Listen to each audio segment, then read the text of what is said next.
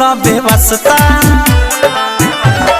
ढोरीपुर में पान खइह जौबनपुर में नसता, मोहन काला ताजा राजा कहत जाई रसता। आवा हमारा लंदन जाता रह तू तो लंदन, आवा हमारा लंदन जाता रह तू तो लंदन।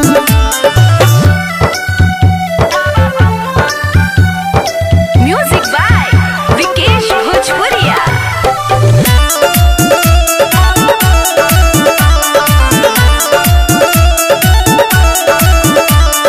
चोली बाजार में बोली ना बोली हो, लहंगा नगर बा पीछे में गलिया गली में मलिया सा पास बनोट घींचे में।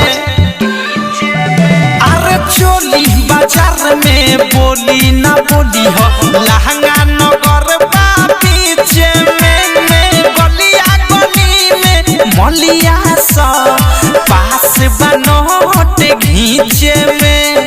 झूलापुर रसगुल्ला खइह, सायापुर सब पापड़ी, महलपुर में मिश्री मिली सोट के खइह लाबड़ी। लालीपुर में घूमे सब छौरी खाली लाबड़ी, जाए के बेरी खालो हो जवानी के मुर्गा बड़ी। आवा हमारा लंदन जाता रह तू तो लंदन, आवा हमारा लंदन जाता रह तू तो लंदन।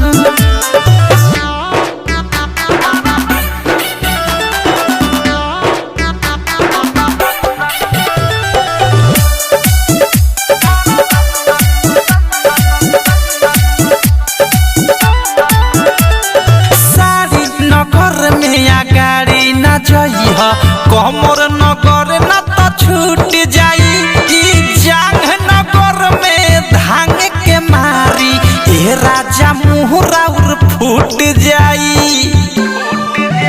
और सारी नगर में या गाड़ी न जइह, कमर नगर न तो छूट जाई। ई जांग नगर में धांग के मारी ए राजा मुहरा उर फूट जाई। पेट नगर में लेट न करिह, लोगों हाथ के ढीठ बा, आगापुर से पाछा अइब चौके एगो पीठ बा। राइटर थारू अवधेश फरियाद जदी चीत बा, चुमा लेके देखई मिठाइयों से मीठ बा। आवा